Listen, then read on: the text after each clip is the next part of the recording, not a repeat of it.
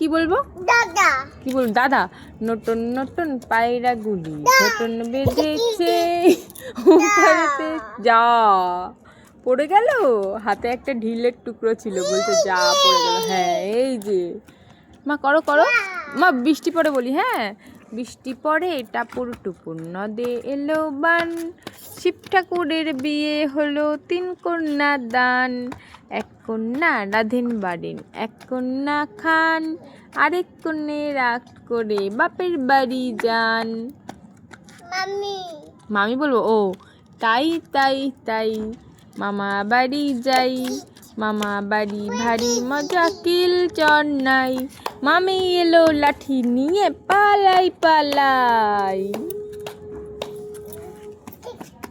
এরপর কি বলবো মা? দাদা।